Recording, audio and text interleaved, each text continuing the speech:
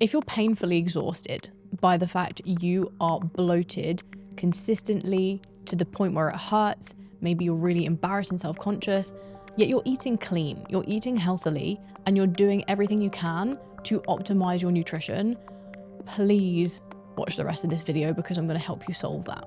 This is something that I struggled with for many, many years of my life, and I was pulling my hair out to the point where I did not know what was wrong with me. I was so exhausted. Many of you who are listening to this might even be vegetarian, you might be vegan, you might be celiac, you might really work hard on cutting out certain food groups that you feel do not serve your digestion. So you're trying to optimize not being bloated, but yet you are. And it might not make any sense right now, but I promise you it will do by the end of this video. This happened to me once when I was dieting for a photo shoot, and I can remember I had so much confusion. I was only eating a very small amount of calories at the time, and I was getting pretty lean, but my belly was rock solid. It was distended. It was painful. I felt like I always had kind of like trapped wind and bloating, and it was just a really awful experience. And I was so emotional about the fact that every single day I would wake up, look in the mirror, and my belly would look like a rock, even though technically I was in good shape. Now, there's many different angles to bloating, to the point where it's a bit overwhelming sometimes to try and understand what each different area has to do with the contribution towards bloating. But I'm going to boil it down in an order of priority for you to consider. Would you believe that only 10% of you who listen to this channel are subscribed? If you truly value becoming your healthiest and happiest self, then show up consistently. This is free information which is going to change your life forever and help you feel so much better. So do me a favor, hit subscribe, and I'll keep bringing you amazing content just like this. So first thing is first, and yes, I'm going to say it even though it's probably obvious, but do not eat foods that you know do not agree with you. If you truly know that sometimes having dairy makes you a bit bloated, cut it out. Stop accepting it. If you know that having gluten or bread makes you feel bloated, do not keep eating it. Even a little bit still counts. And it matters how long you've cut it out for. The inflammatory response off the back of eating something that doesn't agree with you, that you're intolerant to, or that you're maybe allergic to, that takes a while to build up. And just like when you've removed that food, it takes a while for that inflammation to go away. So please give it a good go that at least for 10 to 14 days, you cut out a food before you really consider any other of these factors that has been contributing towards your bloating. Because if you've been eating something that doesn't agree with you, that's the first answer, is just stop eating that thing that doesn't agree with you. Then after that comes, we must consider hormones. We have to, as females, consider the fact that our bodies fluctuates and it changes depending on our hormonal profile. In your luteal phase, as progesterone and estrogen decline, you will notice that there is an increase in bloating because it affects the sodium retention within our body and water retention. There's also inflammation buildup. So just understand that you will probably expect that in the final maybe 10 to 5 days of your menstrual cycle that you experience some more bloating. So if you're in your luteal phase, consider that. Consider the fact that maybe now is a time where it's actually a little bit more normal to be bloated. But then what is normal? Normal might be your belly is a bit more distended. Maybe it's a little bit more sensitive to touch, but not to the point where it feels super rock solid, very uncomfortable, lots of cramps, you're constantly feeling bloated. If that's the case outside of the luteal phase, then we've got concerns. The other hormone that we must consider is cortisol, right? Cortisol, your stress hormone, it will contribute towards bloating. If you're more stressed emotionally, psychologically, or even physically, then cortisol will rise and you'll feel more bloated. It is also important to consider the fact that if you're not sleeping very much, or if you're having really little amounts of sleep, poor sleep, that will increase cortisol, and that will therefore also impact your body's ability to be in its natural happy state, its unbloated state. So please address your sleep routine, the sleep quality, and your stress before, again, trying to do anything too different when it comes to the way that you're eating or what you're supplementing with, okay? Then when it comes to eating, what must we do to ensure that we minimize bloating as much as possible? Well, we've already spoken about only eat the foods that agree with you, and you've got to remember that some foods that you think agree with you might not agree with you. And it's important that you stick to, if you're someone who's experiencing a loss of bloating, that you stick to your known safe foods. And perhaps if you have like an inkling that something is causing the bloating, that you only remove that one thing, right? For me, I experienced this before with chickpeas, right? Great. Why chickpeas? It's one of my favorite foods.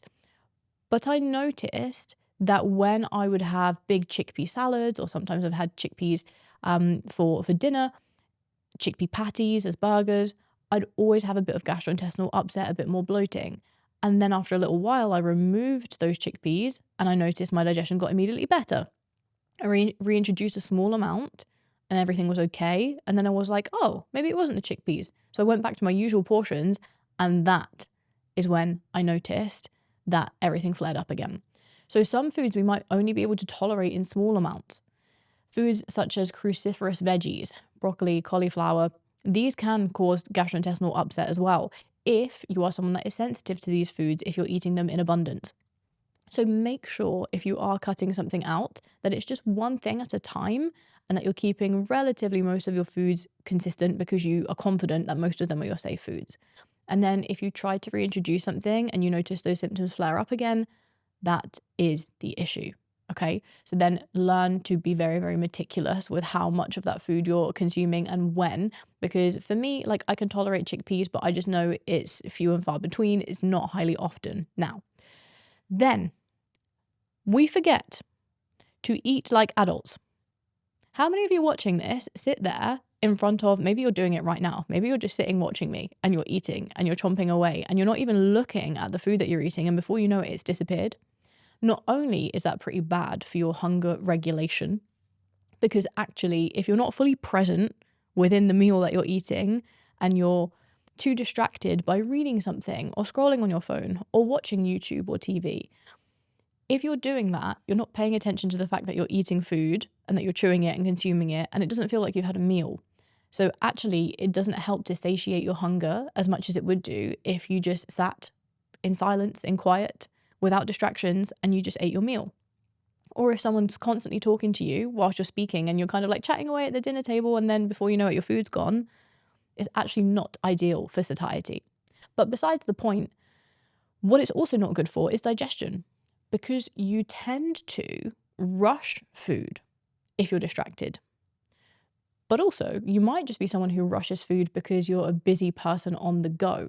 So if you are waking up first thing in the morning and needing to get to work, you've only got 10-15 minutes to get ready, you grab a banana, or maybe you grab a cereal bar or something, and you're driving the car and you're eating, that is literally your answer there.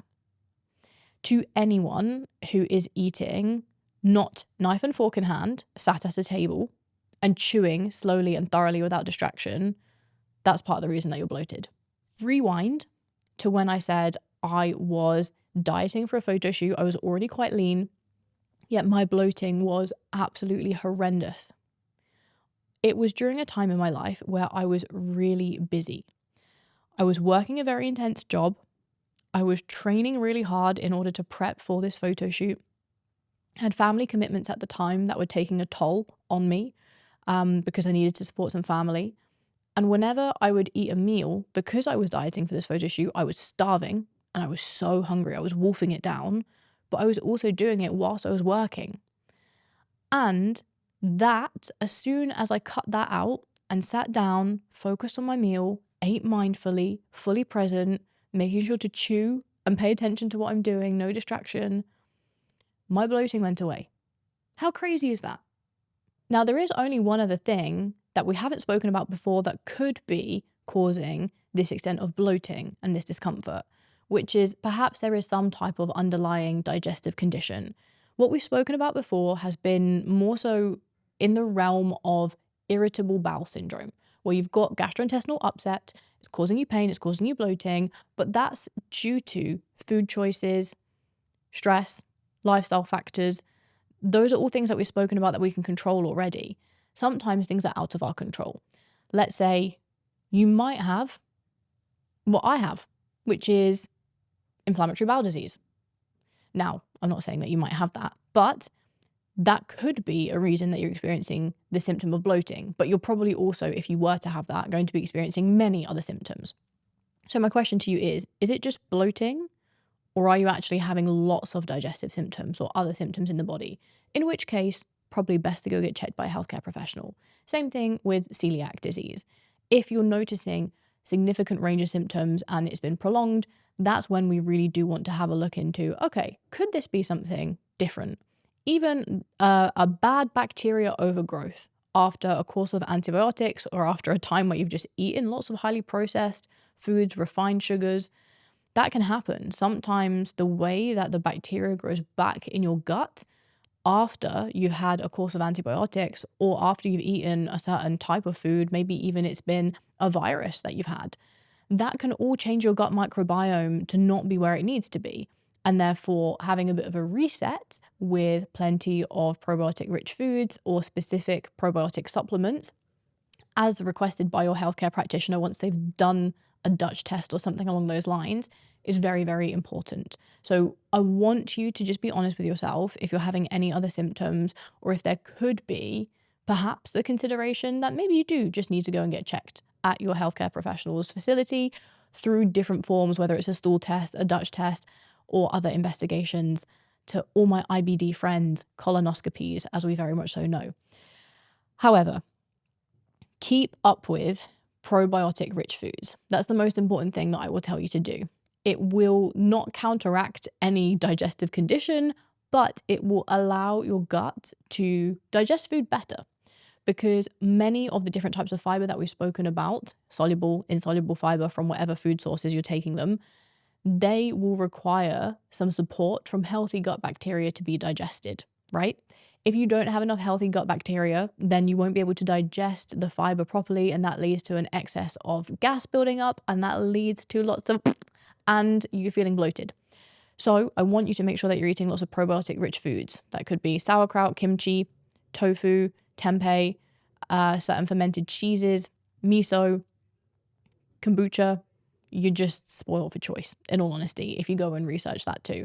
Oh, and one final thing that I didn't mention when it comes to fiber. You know, if you feel bloated or if you feel constipated sometimes, you hear people say, oh, you should just eat more fiber. More fiber does not mean better, and not all fiber is created equal. Soluble fiber versus insoluble fiber have very different effects on the digestive tract. Soluble fiber draws water into the gut, into the large intestine, and helps things be a little bit more fluid, so to speak.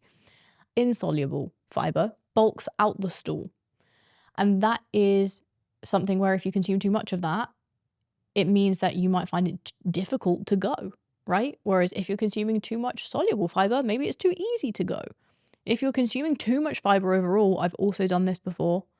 I also thought that I could eat unlimited vegetables because I was hungry on a diet. And then I just constantly had my stomach like a balloon, like I looked like it was in my third trimester, literally having a fully ready baked baby about to burst out because all I did was just eat so many salads and so much vegetables. And that was just too much, right? My body could just not digest that because of the sheer volume. So just check yourself. Are you doing anything silly? Are you not paying attention to how much of a certain type of vegetable or fiber group you're consuming? Are you over consuming? Are you under consuming? And are you rushing around when you're eating? Are you not sleeping enough? Are you just in your luteal phase? All of these factors to consider as to why you are bloated. But let me tell you, if you're eating healthy, that's probably not the issue. There's probably something deeper than that to do with hormones, the type of food that you're consuming, the way that you're eating. Are you overly stressed? Do you maybe have an underlying digestive condition?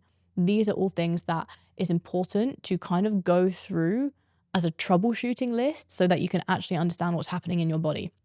So if you want my optimizing digestion playbook, I will give that to you kindly in the description box below. And all that I ask is that you hit subscribe and like if you feel like this video has given you a whole lot of value.